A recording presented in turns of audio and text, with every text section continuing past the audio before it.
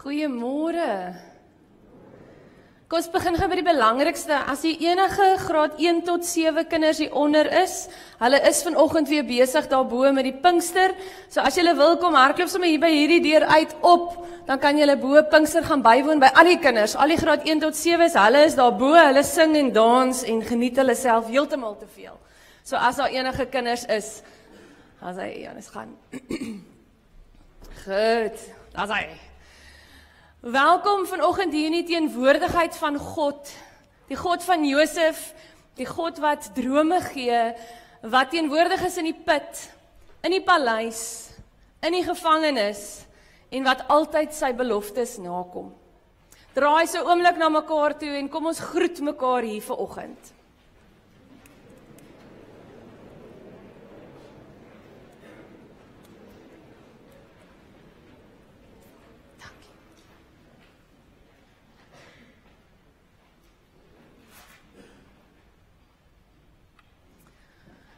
Luister na sy beloftes in Jeremia 29 vers 11 wat sê, ek weet wat ek vir julle beplan, sê die Here, voorspoed en nie teenspoed nie.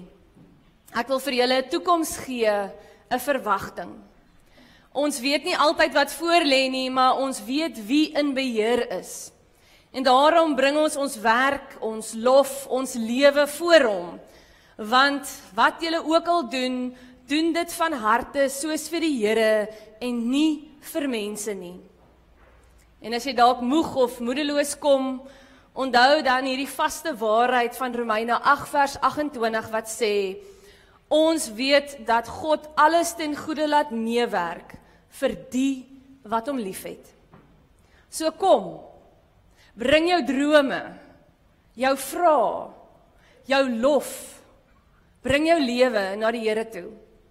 Hy is goed, hy is teenwoordig en hy is ook hier aan die werk. Mag hierdie tyd van aanbidding en ontmoeting vir jou bevestiging wees dat die Here jou seën en jou bewaar, jou lei met sy plan en sy teenwoordigheid en jou gebruik as draer van sy beloftes. Amen. Kom ons aanbid hom saam met die volgende paar liedere. Die van julle wat die Pinksterweek saam met ons geniet het, sal hoor, dis alles liedere wat ons hierdie week saam gesing het.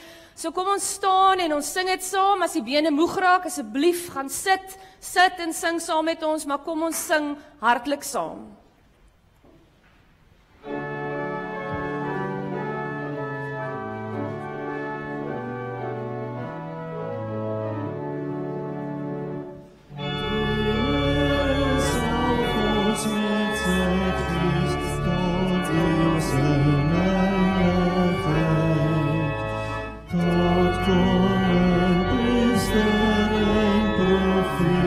Tot ware Christen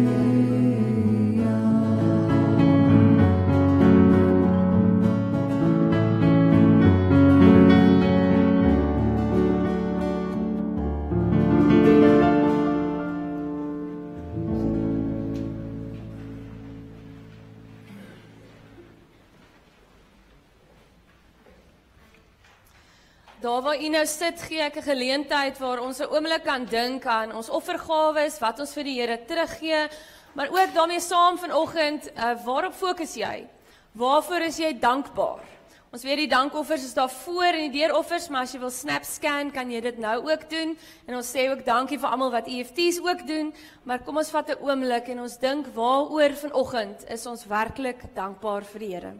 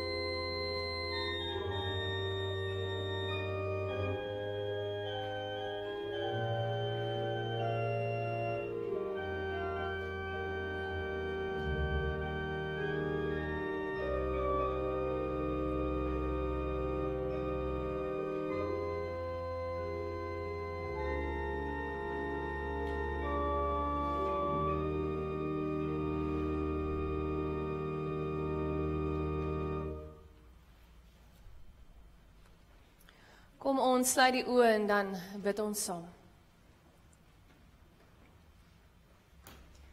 Here ons God, U is die God wat in stilte werk, wat mense lei selfs deur krisisse en wat drome waar maak op U tyd.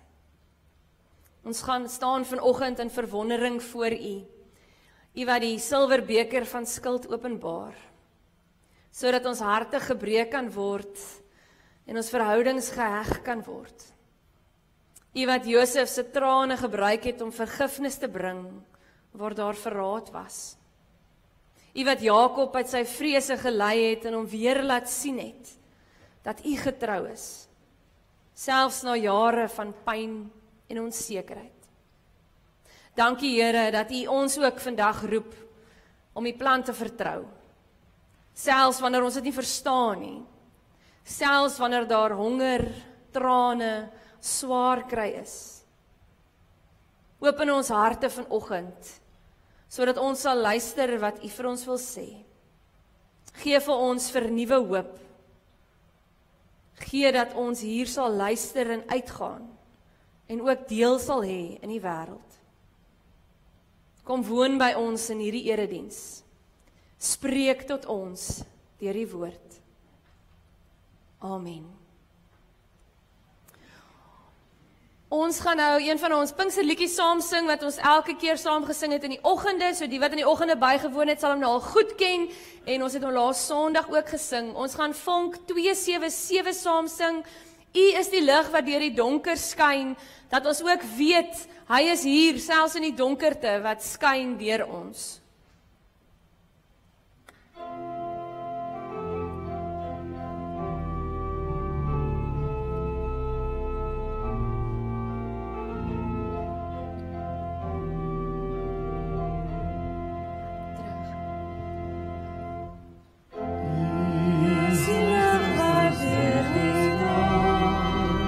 Skyn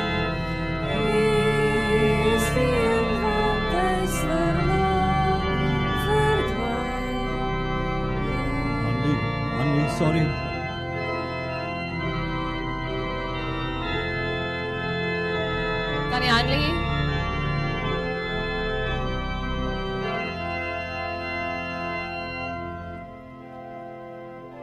Die skuifie het verdwyn iewers.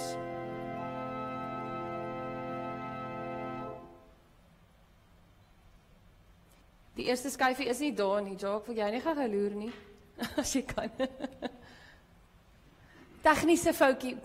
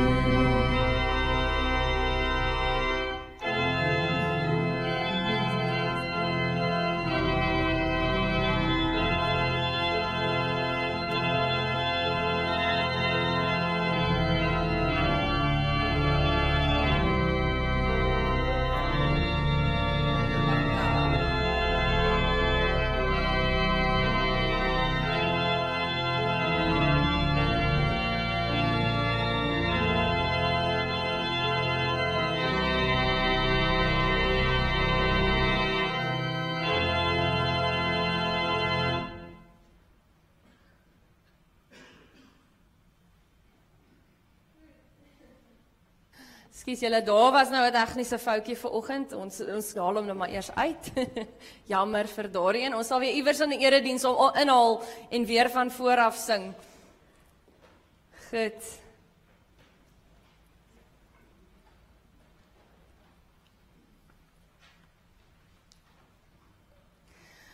Ons is vanoggend besig nog met Genesis. Ons het nou ons hele Pinksterreeks nou deurgewerk en ons eindig nou af met Josef se storie. En wat alles met hom gebeur. Nou die teksgedeeltes wat ons vanoggend nou eintlik moet saam lees is weer 4 lekker lang teksgedeeltes. So daarom het ek weer my seun se gunsteling kinderbybel saamgebring want dit maak die lewe net soveel makliker as jy 'n lang storie moet vertel. So ons gaan saam lees uit Genesis 44, Genesis 45, Genesis 46 en dan 47 vers 1 tot 12. So dit gaan nie op die bord nou verskyn nie, omdat dit so verskriklike lang deel is. Ek gaan hom lees en vertel so tussendeur, anders gaan ons die hele dag net hier sit en saam lees uit die Bybel uit. Wat nie 'n slegte ding is nie, maar kom ons gaan lees daar saam in Genesis 44. Genesis 44 sê, Josef gee 'n vreemde opdrag. Josef het vir sy sekretaris gesê, maak hierdie man se sakke vol kos. Sit elkeen se geld weer terug bo in die sak. Vat my beker, my silwerbeker, en sit dit saam met die geld bo in die jongste broer se sak. Die sekretaris het dit gedoen, en die broers het baie vroeg die volgende oggend vertrek terug na Kanaan toe. Toe was hulle skaars weg gewees en Josef beveel toe sy sekretaris of sy hoofkelner toe om hulle agterna te sit en dan nou te gaan soek vir hierdie silwerbeker en vir hulle sê, dis 'n spesiale beker. Dis die beker wat hy elke dag drink, so hy het dit nodig, hy kan nie sonder dit leef nie. En natuurlik het die broers gesê, hulle is onskuldig, hulle sal nooit so iets doen nie. En op die ou ende van die dag het hulle Benjamin se sak oopgemaak en gesien, dit is bo in Benjamin se sak. En hulle het dit daar gekry en hulle is toe gevra om terug te gaan na Josef toe.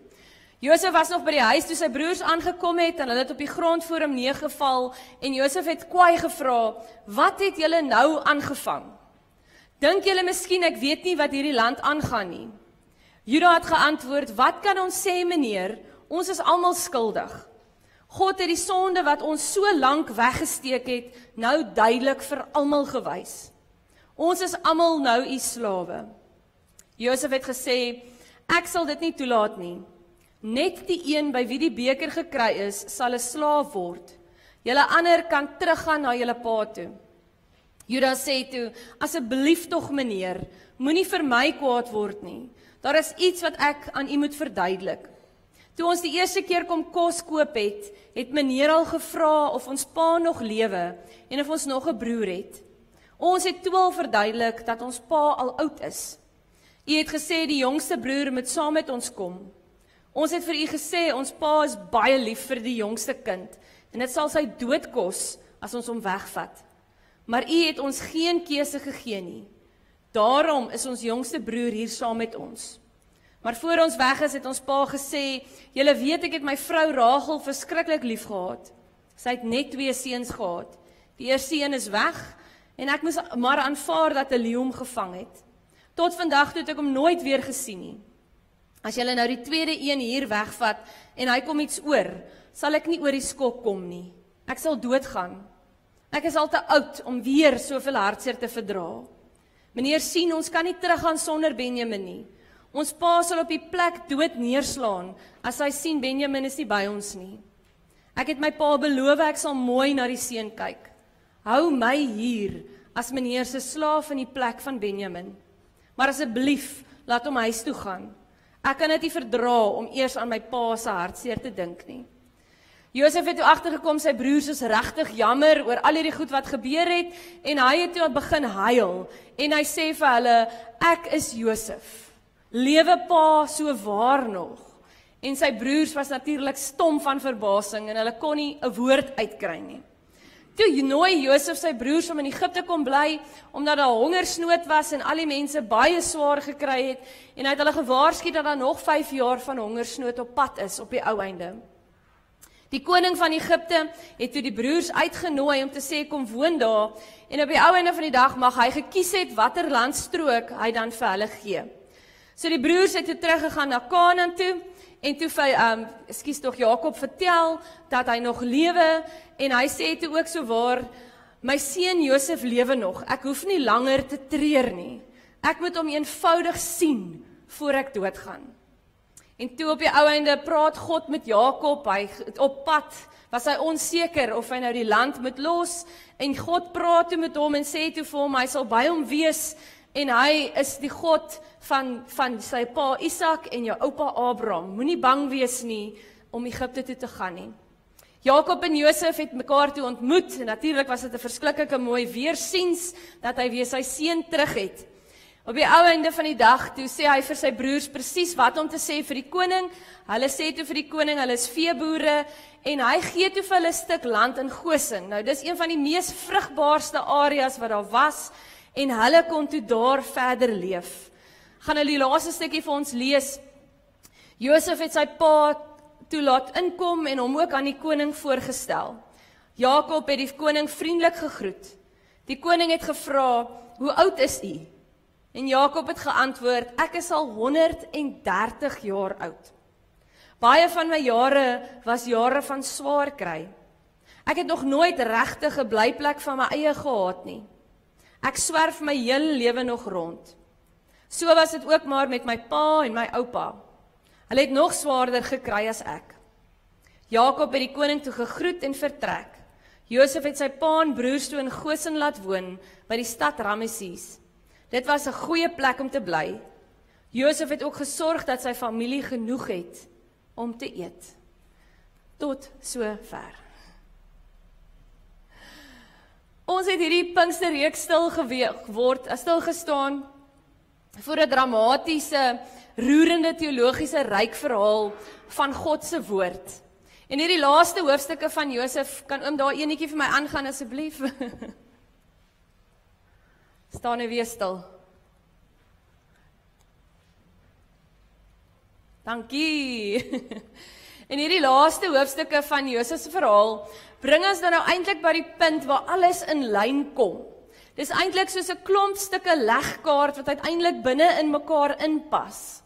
Want God se groter plan, Josef se lyding, sy broer se sonde, Judas se bekering en Jakob se seun bring alles nou mooi bymekaar.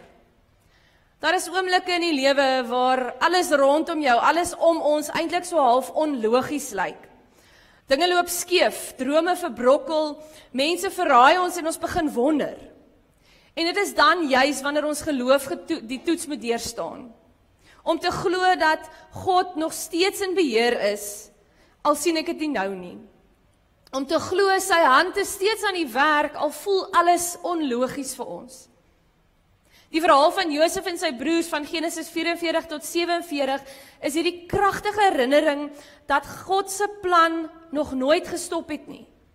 Nie deur mense se sondes nie, nie deur lyding nie, nie deur verlange of vrees nie. God is in beheer altyd. En sy plan werk uit.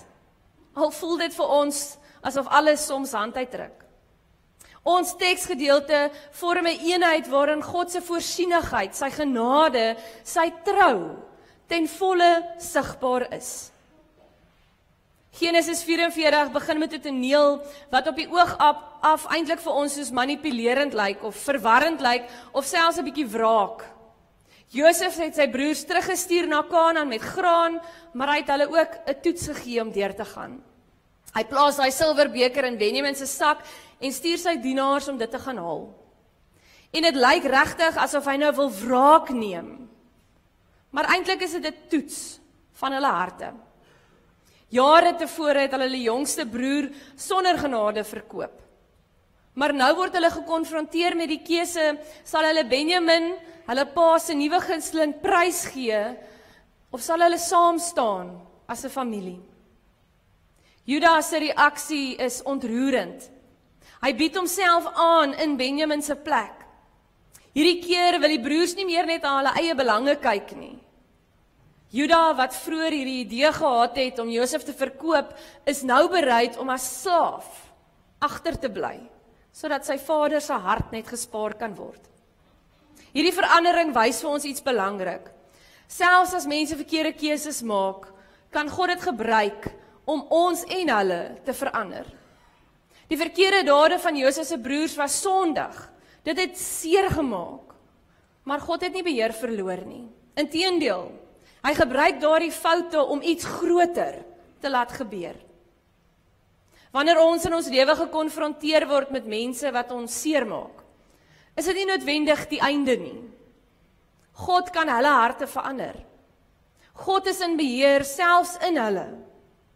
Hy is nie net beperk tot al die goeie mense in jou lewe nie. Wanneer God werklik in 'n mens se lewe werk, dan verander jou karakter. Hy bring vir jou 'n hart van diens, van omgee, van opoffering, presies soos ons hier by Juda raak sien. Toe Josef uiteindelik sy ware identiteit aan sy broers openbaar in hoofstuk 45, bars die emosies uit. Josef huil. Hy huil dat die hele Egiptiese paleis hom kan hoor. Hy kan hom nie langer bedwing nie, want sy hart was vol medelee van pyn en verlossing. En hierdie onthulling is 'n keerpunt. Nie net vir Josef en sy broers nie, maar vir die hele volk van Israel. Josef sê vir hulle, moenie ontsteld wees of julle self verwyd omdat julle my verkoop het nie. God het my voor julle uitgestuur om lewens te red. Wat 'n ongelooflike stelling. Josef verstaan nou en hy kyk daarna terug dat God deur alles gewerk het. Al hierdie mense sondes, alles wat gewankel het, alles wat eintlik skeef geloop het, het hy die pad voorberei om vir hierdie hongerwêreld, vir sy verbondsvolk te bewaar. En in hierdie regte tyd kom alles na vore om Josef se drome waar te maak. Hierdie oomblik van openbaring, God se plan kom nie altyd op die manier of die tyd wat ons het verwag nie, maar dit kom op die regte tyd, wanneer God dit bestem. Jakob, die vader van Josef, is nou baie oud, ons hoor 130 jaar, toe hy hoor sy seun leef, en hy is oorweldig. Maar dis nou tyd vir hom om Egipte toe te gaan, en ons kry 'n baie betekenisvolle oomblik, waar Jakob stop by Beerseba, en offers aan die Here bring. En hy wil seker wees, is dit die regte ding wat hy nou doen? Is hierdie die pad van God? En God antwoord Jakob in 'n droom en hy sê, moenie bang wees om na Egipte toe te gaan nie, want ek sal saam met jou gaan en ek sal jou weer laat terugkom. En hy bevestig dat dit nie uit hierdie belofte uitgaan nie, dat dit eintlik meer in sy belofte inloop. En hy gee vir hom 3 waarhede, hy sê, moenie bang wees nie, moenie vrees nie, ek sal saam met jou gaan en ek bring jou terug. Ons het ook baie keer sulke beerseba oomblikke. Ons het eintlik nodig om vir God om net vir ons te sê, wag. Wees 'n oomblik stil. Vertrou my. Moenie bang wees nie. Ek is saam met jou. In hoofstuk 47 sien ons hoe God se plan eintlik hierdie vorm aanneem. Jakob en sy seuns kom Egipte toe.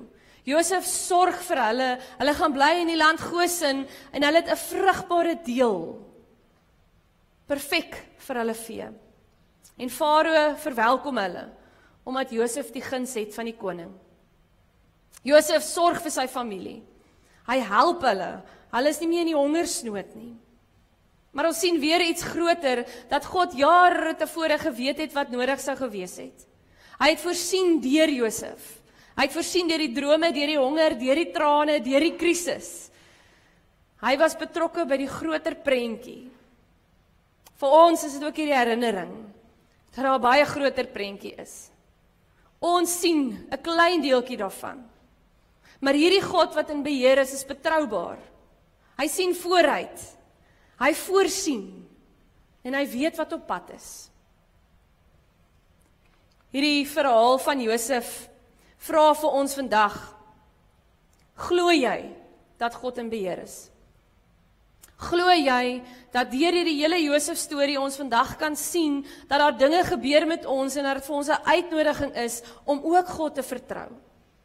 Selfs wanneer mense jou seermaak, selfs wanneer jy moet ly, selfs wanneer jy moet wag, selfs wanneer jy moet beweeg.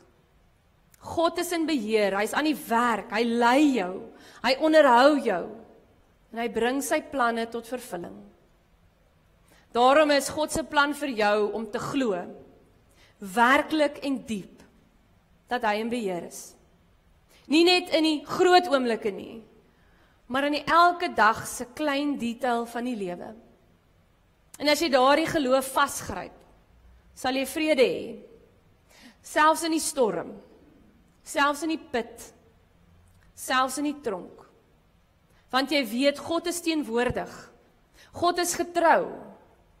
God is in beheer. Hierdie God van ons is nie net in beheer van ons verlede nie, maar hy is in beheer van jou toekoms. En jy kan hom vertrou vir môre. Psalm 23 sê dit so mooi, U berei 'n tafel voor my in die teenwoordigheid van my vyande. Die Here het reeds jou plek gereed gemaak, al loop jy nog in die donkerte. God is in beheer. Ons was hierdie week besig met ons reeks van Josef, en daar so 8 goedjies wat vir my werklik uitgestaan het uit hierdie reeks. Die eerste een, God is altyd in beheer, dat ons nou net vir mekaar gesê het. Selfs in lyding, selfs in verwerping, selfs in verliese. Die tweede een, God gebruik onvolmaakte mense om sy volmaakte plan uit te voer. Die derde een, geloof vra volharding, vertroue en gehoorsaamheid. Selfs al het jy nie die antwoorde nie. Die vierde een, vergifnis en versoening is God se manier om gebroke verhoudings te herstel. Nommer 5, God kan jou lyding gebruik om jou te vorm en ander te seën. Nommer 6, God se tyd is volmaak. Wag op hom met hoop. 7, God se plan sluit jou nie uit nie, dit sluit almal in. En nommer 8, drome van God is betroubaar en hy sal laat dit vervul word. Ons eindig af met wat sê die Pinkster vir ons vandag? Pinkster is nie net herdenking van wonderwerk wat met 4 tonge gebeur nie. Dis 'n herinnering dat God se gees by jou is. Dieselfde gees wat daar was aan die begin van die skepping, die ruach wat ons van gehoor het, wat gewaai het oor die aarde, is die gees wat vandag by jou is. Jy's nie alleen nie.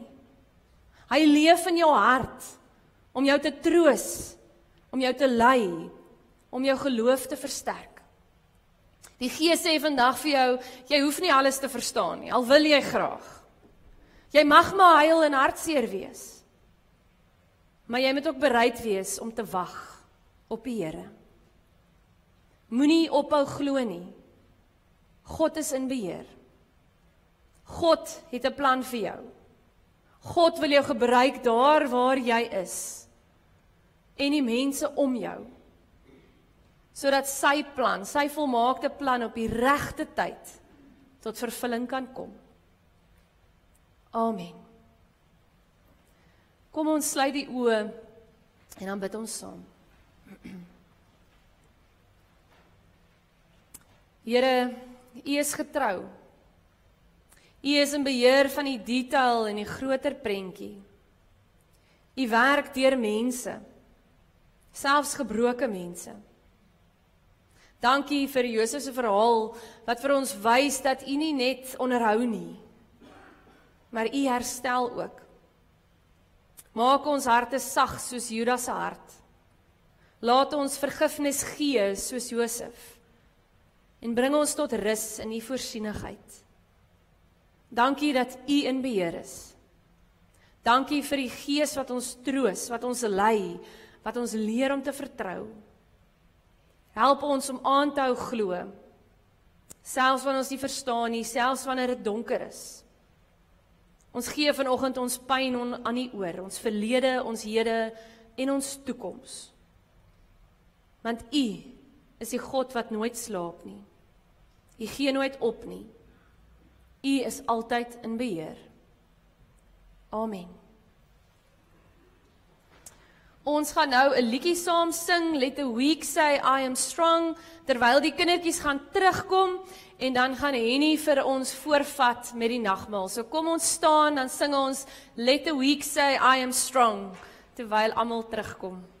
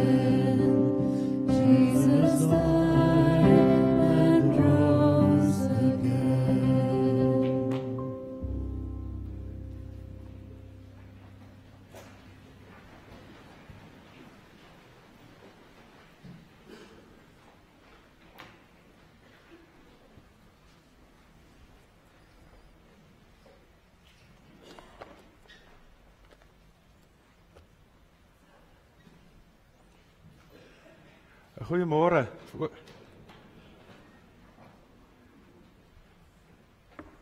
Ek hoop julle kon my hoor. Goeiemôre. Vriende, vandag is ook biddag vir die jeug en die kategese.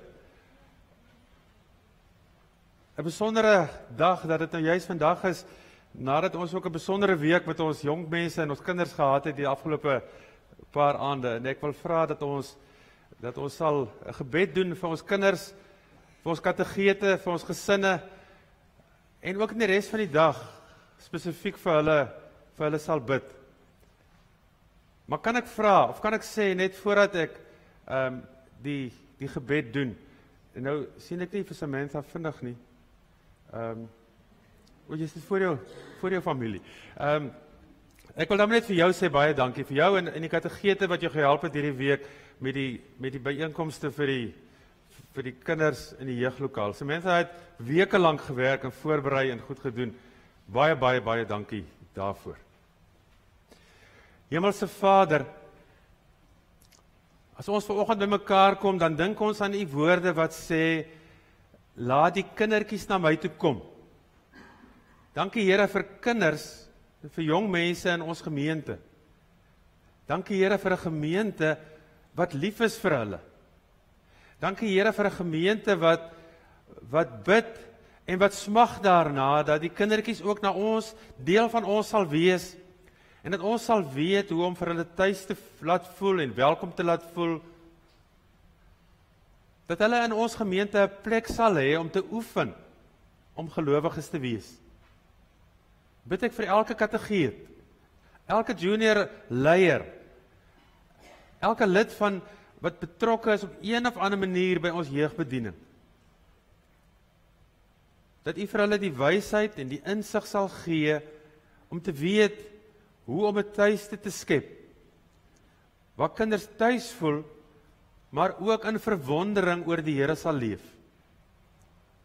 Bid ek Here vir elke familie, en bid ek vir ouers, dat ons in staat sal wees om ons kinders na die eredienste toe te bring, dat ons sal weet en die wysheid sal ontvang om ons tyd so in te deel, dat daar ook tyd sal wees om aan die belangrikste verhouding in ons lewe aandag te gee.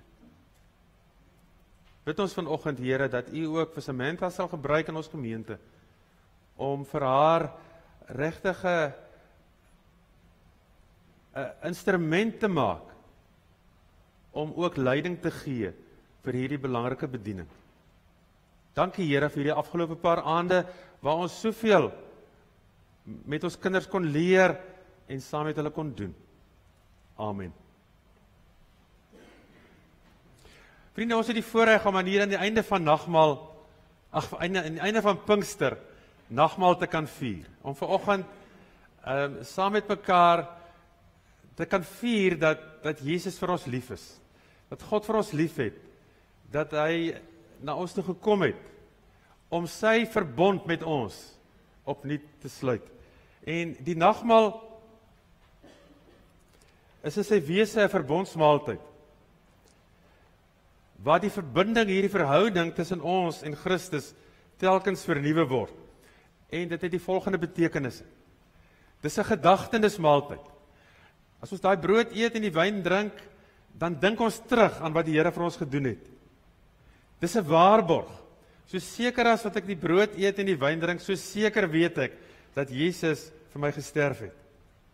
Dis 'n viering van ons gemeenskap met die lewende Here en met mekaar. En ek sê altyd, eintlik sit ons vanoggend almal simbolies om hierdie tafel. Dis 'n huisgesin, 'n familie wat saam eet. Ons vier ons gemeenskap met God en ook met mekaar. Dis 'n verkondiging van ons toekomsverwagting. So seker as wat ek daai wyn drink en dit proe, so seker weet ek het die ewige lewe. Ek gaan dit nie kry eers as ek sterf nie. Ek het dit vandag. Dis 'n viering. Ek eet nou reeds 'n klein maaltydjie in afwagting, die voorgereg vir die groot maaltyd wat voorlê. Dis 'n vreugdefees. Dis 'n fees van opwinding En daarom gaan ons ook later vanmiddag saam eet, op nog 'n ander manier saam eet. Want dit is 'n vreugdefees. En dit is 'n fees van dankbaarheid. Want uiteindelik is dit, vriende, hoe ons lewe lyk. Vol dankbaarheid. Dankbaarheid vir dit wat die Here vir ons gedoen het. Ek gaan nou by die tafel sit en ek het gevra dat die mense wat die afgelope week in die jeuglokaal gehelp het, met die kinderpinkster, dat hulle saam met my by die tafel gaan sit, om op so 'n manier ook vanoggend te dink aan ons jeug en ons jong mense in die gemeente en in die land.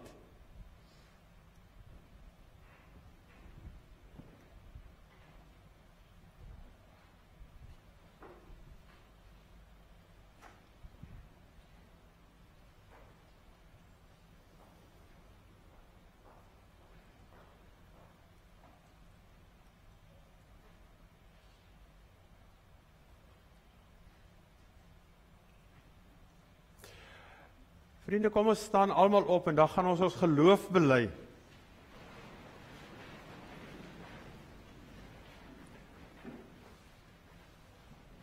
Ons gaan dit so saam met mekaar doen. Ek gaan 'n gedeelte sê en julle gaan 'n gedeelte sê en dan gaan ons die geloofsbelijdenis saam sê. Saam met die eerste volgelinge van Christus bely ons nou ons geloof in hom. Saam met Johannes die Doper sê ons: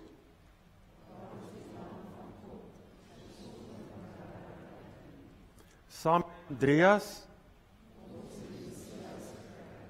en saam met Nathanael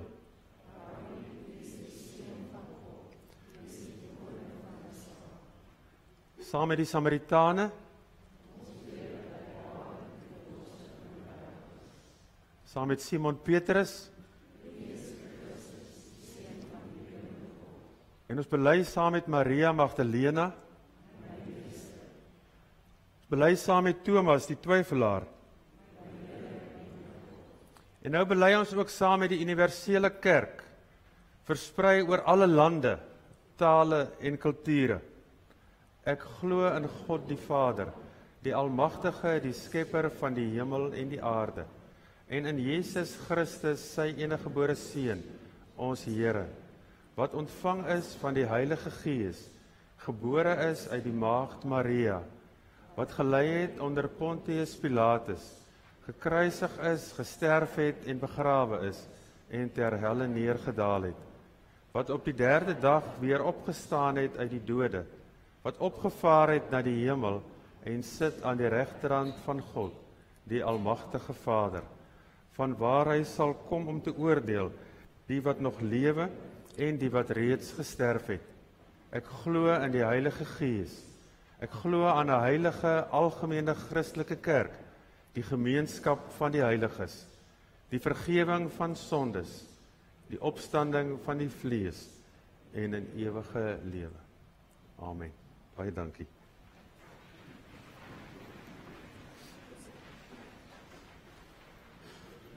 Vriende, ons gaan nou saam die nagmaal gebruik en onthou dat die nagmaal die betekenisse het wat ek sopas gesê het. Dat dit 'n vreugdefees, 'n fees van dankbaarheid is.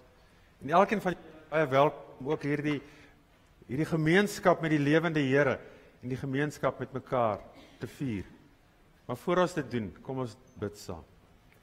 Here, ons Vader, as ons dan nou aansit by hierdie tafel, dan dank ons U dat ons weet en dit ook van in ons gedagtes sien, dat U die een is wat hierdie brood en die wyn en die druiwesap vir ons uitdeel.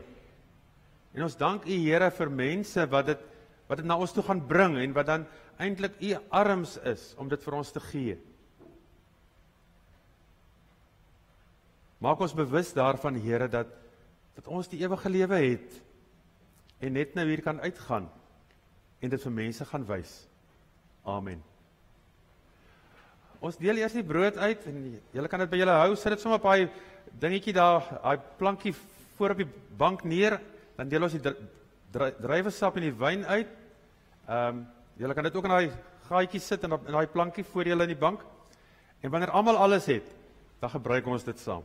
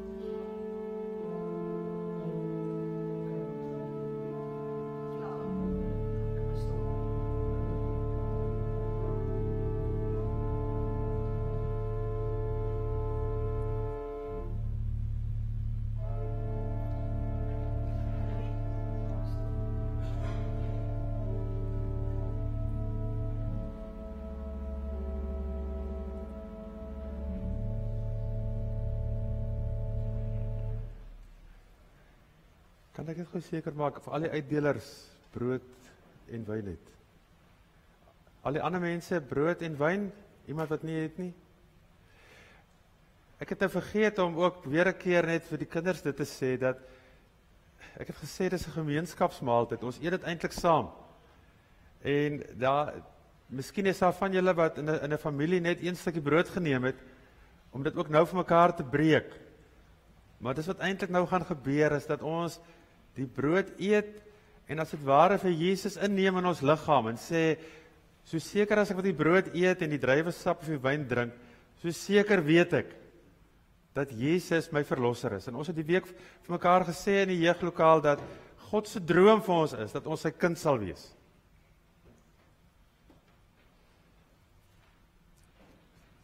Vriende, die brood wat ons breek, is die gemeenskap met die liggaam van Jesus Christus. As ons dit eet, moet ons daaraan dink, en dit glo, dat sy liggaam gebreek is, tot 'n volkome versoening vir al ons sondes.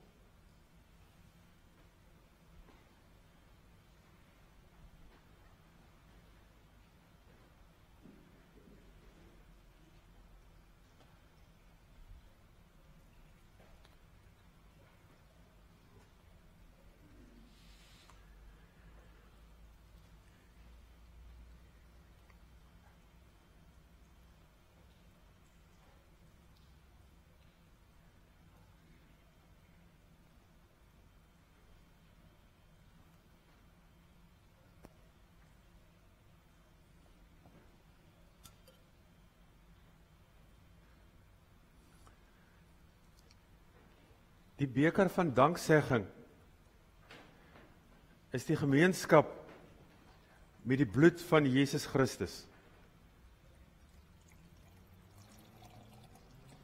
Bloed is die teken van lewe. Sonder bloed kan ons nie lewe nie. Jesus gee sy lewe, sodat ons die lewe kan hê. As ons die wyn drink, die druiwesap, dan het ons gemeenskap, dan het ons deel aan sy sterwe. En dan weet ons, dat so seker as wat ons hierdie wyn drink, of druiwesap, so seker sal ons dit ook saam met Jesus drink, en het ons die ewige lewe. Neem die wyn, drink as dit ware almal uit hierdie beker. Dink daaraan en glo, dat Jesus sy lewe gegee het, sodat ons die lewe kan hê.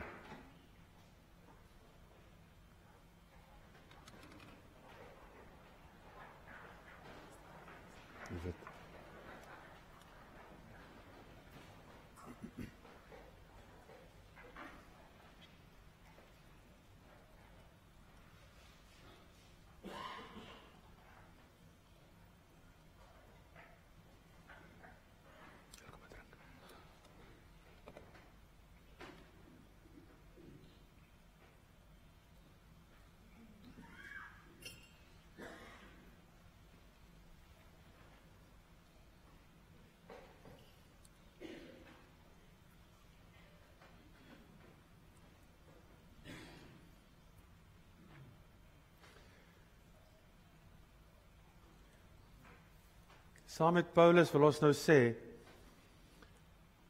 wat sal ons van al hierdie dinge sê? Wat sal ons sê van die week van Pinkster? Wat sal ons sê van wat in die land en in die wêreld gebeur? Wat sal ons sê van kerkwees? Dit, as God vir ons is, kan niemand teen ons wees nie. Vanoggend se boodskap, God se droom, God se plan met my is, dat ek hom kan vertrou met sy plan. As jy daai wyn, druiwesap, broodjie in jou mond proe, jy kan God vertrou vir sy plan met jou en met ons. En Here, daarvoor dank ons U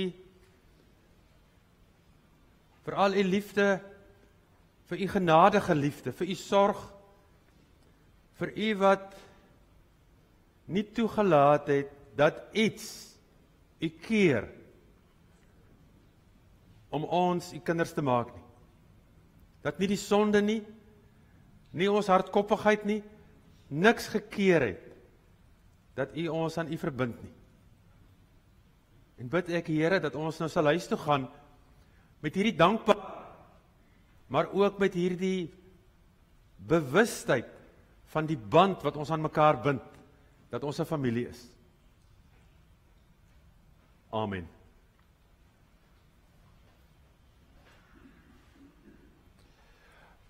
Ons gaan 'n laaste lied sing, Here my toevlug, en ons het die lied elke aand gesing die afgelope week. Ons ken dit nog nie so goed nie. Maar ek het vir Jacques gesê, ek gaan eers wag om te kyk of ons die lied sing vanoggend, want ons moet Pinkster afsluit op 'n hoogtepunt.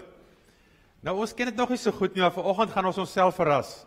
En ons gaan hierdie lied sing uit ons harte uit, en ons gaan dit vreugdevol sing. Here, U is my toevlug, U is die God van my hart. Niks maak meer saak nie, slegs Heer, U wil. Kom ons probeer ons bes. Ons staan almal as ons dit sing. Baie dankie julle. Baie dankie hoor.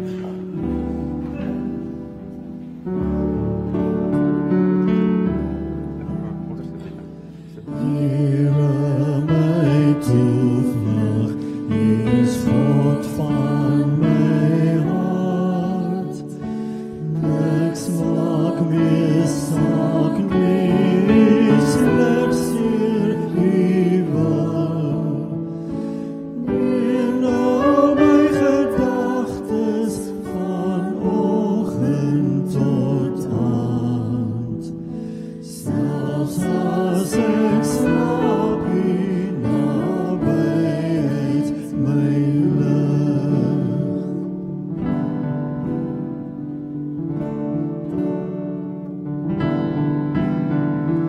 Wees U my wysheid, die waarheid, die woord.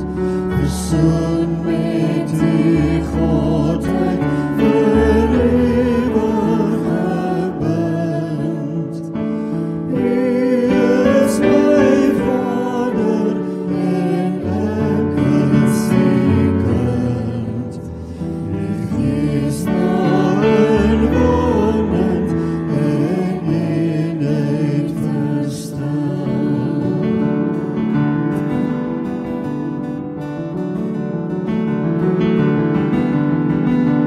Wees U my beskermer, my swart vir die stryd. Wees U die godsbeeld in wie ek verbly. U is zielsbeste, my veilige rots.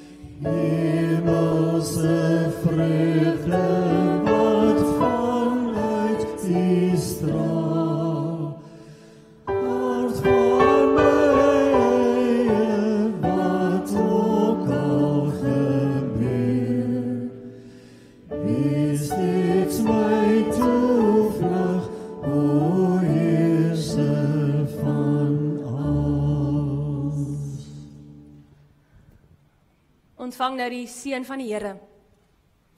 Mag jy die pad van Josef volg, vas in geloof, wanneer dinge donker lyk, standvastig in karakter, wanneer jy beproef word, en getrou aan God se stem, selfs in die onbekende plekke. Mag jy onthou dat God altyd in beheer is, selfs wanneer jy nie die volle prentjie sien nie. Mag jy sien hoe hy die drome in jou hart geplant het en hoe hy dit waarmaak op sy tyd. En mag jy soos Josef gebruik word om lewe te bring, vergifnis te gee, ander te seën met die wysheid en die guns wat van God afkom. Amen.